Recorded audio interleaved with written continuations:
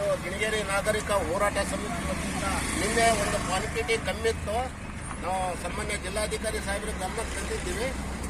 ಆದರೆ ಇವತ್ತು ಒಳ್ಳೆ ಕ್ವಾಂಟಿಟಿ ಹಾಕಿದ್ದಾರೆ. ಈ ಬ್ರಿಡ್ಜ್ ಸಂಬಂಧಪಟ್ಟ ಅಧಿಕಾರಿಗಳಿಗೆ ಧನ್ಯವಾದ ಅಂತ ಹೇಳಿಕ್ಕೆ ಇಷ್ಟಪಡ್ತೀನಿ.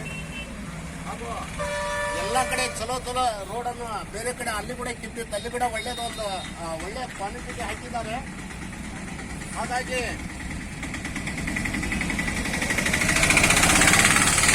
ಇವತ್ತು ಸಾಮಾನ್ಯ ಜಿಲ್ಲಾಧಿಕಾರಿ ಸಾಹೇಬರಿಗೆ ಅವರು ನಿನ್ನೆ ಗಮನಕ್ಕೆ ತಂದರು. ನನಗೆ ಸಂಬಂಧ ಇಲ್ಲ ಅಂತ ಹೇಳಿದ್ರು ಅವರು. ಅದು ಭಾರತ ಸರ್ಕಾರ ಅದಕ್ಕೆ ಬರ್ತಾರೆ, ರೈಲ್ವೆ ಡಿಪಾರ್ಟ್ಮೆಂಟಿಗೆ ಬರ್ತಂತ ಹೇಳಿದ್ರು. ಹಾಗೆ ಸಂಸದರಾದ ರಾಜಶೇಖರ್ ಹಿಟ್ನಾಳ್ ಅವರಿಗೆ ಸಾಹೇಬರಿಗೆ ಗಮನಕ್ಕೆ ತಂದಿವಿ. ಇವತ್ತು ಆದಷ್ಟು ಶೀಘ್ರದಲ್ಲೇ ಈ ಲೈಟ್ಗಳನ್ನು ಆನ್ ಮಾಡಬೇಕು. ಇಲ್ಲವಾದಲ್ಲಿ ನಾವು ಸಂಬಂಧಪಟ್ಟ ಅಧಿಕಾರಿ ಅಂದರೆ ಲೋಕಾಯುಕ್ತರ ಸಾಹೇಬರಿಗೆ ಗಮನಕ್ಕೆ ತರ್ತೀವಿ. ಹಾಗಾಗಿ ಇವತ್ತು ಗಿಣಿಗೇರಿ ನಾಗರಿಕ ಹೋರಾಟ ಸಮಿತಿಗೆ ಒಂದು ಒಳ್ಳೆಯ ಒಂದು ಕ್ರಿಯೆ ಅಂತ ಹೇಳಕ್ಕೆ ಇಷ್ಟಪಡ್ತೀವಿ.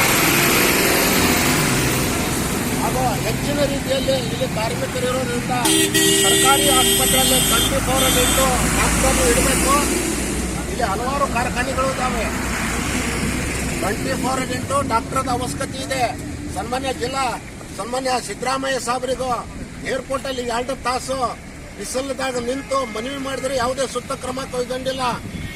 ಇಂಥ ಸರ್ಕಾರ ಜನರ ಆರೋಗ್ಯದ ಬಗ್ಗೆ ಇಷ್ಟು ಚೆಲ್ಲಾಟ ಆಡ್ತಾ ಇದ್ದಾರೆ ಈ ಸರ್ಕಾರಗಳು. ಸುಮಾರು 30 ವರ್ಷ ಆಯ್ತು, ಇವತ್ತಿಗೂ ಸರ್ಕಾರಿ ಆಸ್ಪತ್ರೆಯಲ್ಲಿ ಡಾಕ್ಟರ್ ಇಲ್ಲ. ಹಗಲಕ್ಕಿರ್ತಾರೆ ಡಾಕ್ಟ್ರು, ಯಾರೋ ಪ್ರೈವೇಟ್, ರಾತ್ರಿ ಕೊಪ್ಪಳಕ್ಕೆ ಹೋಗ್ಬಿಡ್ತಾರೆ. ರಾತ್ರಿ ಯಾರು ಇರೋದಿಲ್ಲ. ಮೊನ್ನೆ ಒಬ್ಬರು ಅಪಘಾತವಾಗಿ ಸತ್ರು, ಇಲ್ಲಿ ಯಾರು ಇದ್ದಿದ್ದಿಲ್ಲ ಡಾಕ್ಟ್ರು. ಅವರು ಪಾಪ ಬೇರೆ ಊರು ಕಾರ್ಮಿಕರು. ಸ್ವಾಮಿ PH ಸ್ವಲ್ಪ ಗಮನಕ್ಕೆ ತಗೊಂಡು ಇಲ್ಲಿ ಕೂಡ ಮನವಿ ಮಾಡಿದ್ದೀವಿ, ಪ್ರತಿಭಟನೆ ಮಾಡಿ ಮನವಿ ಮಾಡಿದ್ದೀವಿ. PH ಮತ್ತೆ ಹರ್ಷ ಗುಪ್ತಾ ಸಾಹೇಬರ್ ಬೆಂಗಳೂರು, ಇಲ್ಲಿ ಕೂಡ ನಾವು ಗಮನಕ್ಕೆ ತಂದಿದ್ದೀವಿ. ಏನ್ ಮಾಡ್ತಾ ಇದ್ದೀರಾ?